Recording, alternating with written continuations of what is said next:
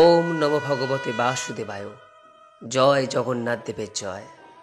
বন্ধুরা, আগামী 22শে আষাঢ় 7ই জুলাই রবিবার দিন সম্পন্ন হচ্ছে শ্রী শ্রী জগন্নাথ দেবের পবিত্র রথযাত্রা। ভগবান শ্রীকৃষ্ণ, বোন সুভদ্রা এবং দাদা বলরাম এই দিন নগর পরিভ্রমণে বের হন এবং রথে চেপে মাসির বাড়ি যান। এক সপ্তাহ মাসির বাড়ি থাকার পর পুনরায় নিজ ধামে ফেরেন, যাকে আমরা উল্টো রথ বলে থাকি, যা সম্পন্ন হচ্ছে এই বছর আগামী 30শে আষাঢ় 15ই জুলাই সোমবার। বন্ধুরা, এই রথযাত্রার যে সময়কাল, সেই 7 দিনের সময়কে শাস্ত্রে একটি অত্যন্ত পবিত্র সময় হিসেবে গণ্য করা হয়েছে। বিশেষ করে রথযাত্রার দিনটি সবথেকে পবিত্রতম দিন হিসেবে গণ্য করা হয়। তাই এই দিন সমস্ত শুভ এবং মাঙ্গলিক কাজগুলি সম্পন্ন হয়। বন্ধুরা, এই রথযাত্রার সময়কালে একটি গুরুত্বপূর্ণ কাজ হিসেবে গণ্য করা হয় বৃক্ষরোপণ।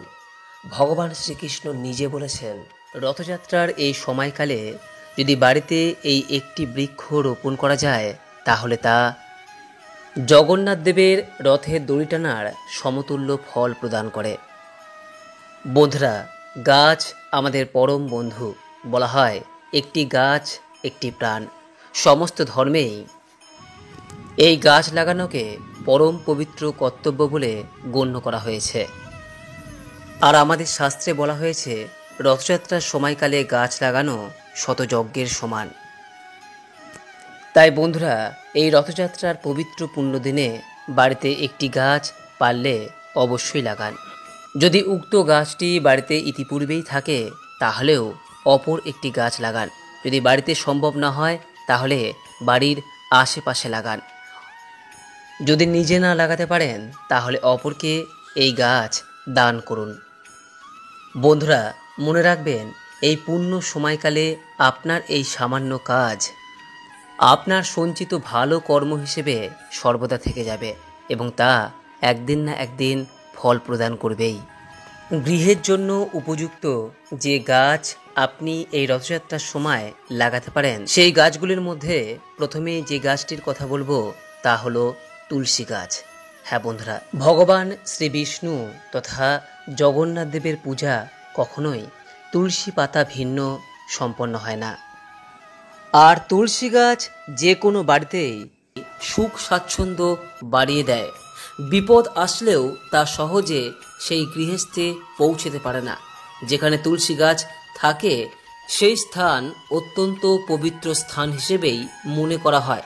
তবে হ্যাঁ, তুলসী গাছ যদি বাড়িতে থাকে, তাহলে অবশ্যই একটি তুলসী মঞ্চ করা প্রয়োজন রয়েছে।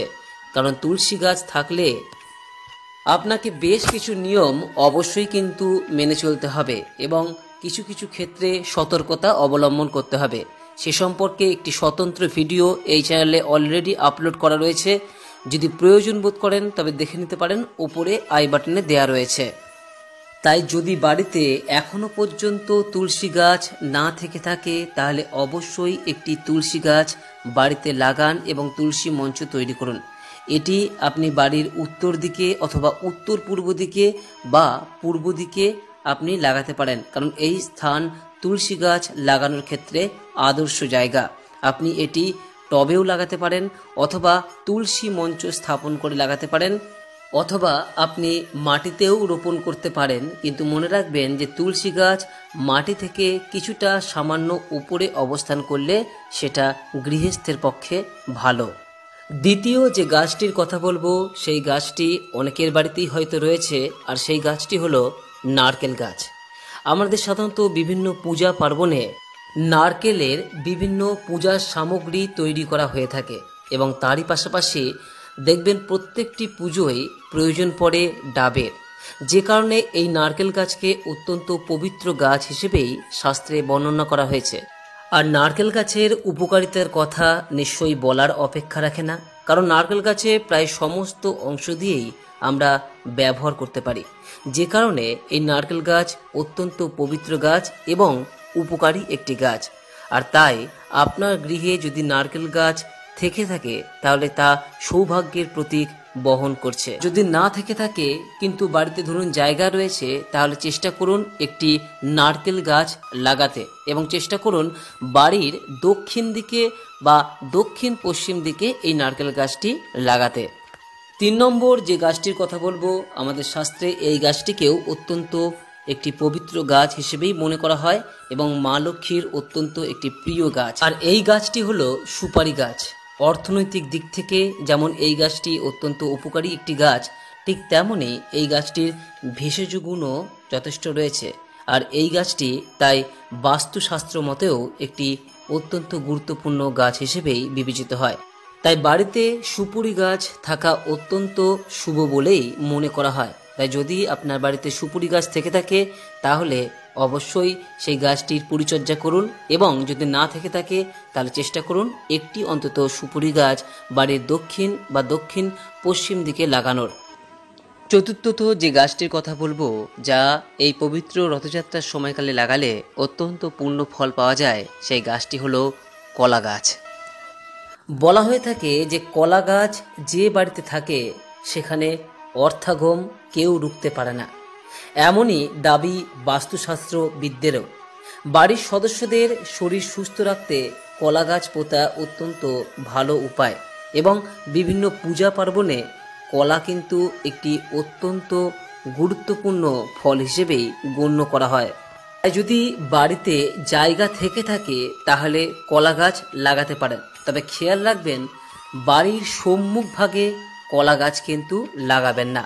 বাড়ির পেছনে অথবা সাইডে আপনি কিন্তু কলা গাছ লাগাতে পারেন, কিন্তু সম্মুখ ভাগে কখনোই কিন্তু কলা গাছ লাগাবেন না, তাহলে সেক্ষেত্রে বাস্তুশাস্ত্র অনুযায়ী তা ক্ষতি সাধন করে। কলা গাছ লাগানোর যদি মনস্থির করেই থাকেন তাহলে বাড়ির পিছনে কলা গাছ অবশ্যই লাগান। পঞ্চমত যে গাছটির কথা বলবো তা হলো নিম গাছ। হ্যাঁ বন্ধুরা, আপনারা নিশ্চয়ই জানেন যে প্রভু জগন্নাথ দেবের মূর্তি যে কাঠ দ্বারা নির্মাণ করা হয় সেই কাঠটি হলো নিম কাঠ। আমাদের সনাতন ধর্মে এই নিম গাছকে পরম পবিত্র গাছ হিসেবে গণ্য করা হয়ে থাকে। আয়ুর্বেদে নিম গাছকে মহা ঔষধি গাছ হিসেবে গণ্য করা হয়। নিমের হাওয়া বাস্তুকে শুদ্ধ ও পবিত্র রাখে। সেই কারণে শুধু ভারতবর্ষ নয়, পৃথিবীর বহু দেশে এই গাছের পূজা করা হয়ে থাকে। তাই এই পবিত্র রথযাত্রার প্রাক্কালে যদি পারেন অবশ্যই একটি নিম গাছ লাগান। বাড়িতে যদি আপনি এই নিম গাছ লাগান তাহলে অবশ্যই সেটিকে উত্তর পশ্চিম দিকে লাগাবেন, কারণ উত্তর পশ্চিম দিকে এই নিম গাছ লাগালে সবথেকে শুভ ফল প্রদান করে থাকে। বাড়ির উত্তর পশ্চিম দিকে যদি জায়গা না থাকে তাহলে সেক্ষেত্রে আপনি বাড়ির ছাদে টবেও এই নিম গাছ লাগাতে পারেন। আর তাও যদি সম্ভব না হয় সেক্ষেত্রে বাড়ির বাইরে যে কোনো স্থানে আপনি এই নিম গাছ লাগাতে পারেন। রথযাত্রার এই পবিত্র সময়ে প্রভু জগন্নাথ দেবের বিগ্রহ নির্মাণের এই নিম গাছ লাগানো অত্যন্ত শুভ ফল প্রদান করবেই। এবং সর্বশেষ যে গাছের কথা বলবো সেই গাছ মা লক্ষ্মীর সবথেকে পছন্দের গাছ, আর এই গাছ হলো পদ্ম গাছ। মা লক্ষ্মীর পূজা কখনোই পদ্ম ছাড়া সম্পন্ন হয় না। ভগবান বিষ্ণুর হাতেও যে 4টি সামগ্রী থাকে তার মধ্যে একটি হলো পদ্ম। দেবী দুর্গার পূজার উদ্দেশ্যেও 108টি পদ্ম ব্যবহার করা হয়ে থাকে। তাই বাড়িতে পদ্ম গাছ থাকা অত্যন্ত শুভ হিসেবে গণ্য করা হয়। বাড়িতে একটি টবে কৃত্রিম জলাশয় তৈরি করে এই জলপদ্ম লাগানো যেতেই পারে। আর তা যদি একান্তই সম্ভব না হয় তাহলে বাড়িতে আপনি একটি স্থলপদ্মেও এই পবিত্র রথযাত্রার সময়কালে লাগাতে পারেন। বন্ধুরা, এই পবিত্র সময়কালে চেষ্টা করুন পারলে এই গাছগুলি বাড়িতে লাগাতে। আর তা যদি একান্তই সম্ভব না হয় তাহলে অন্তত একটি বৃক্ষ অবশ্যই এই সময় রোপণ করুন। প্রভু জগন্নাথ দেবের আশীর্বাদ আপনাদের উপর সদা বর্ষিত হোক এই কামনা করে আজকের ভিডিওটি এখানেই শেষ করলাম। নমস্কার, ধন্যবাদ। ঈশ্বর আপনার মঙ্গল করুক।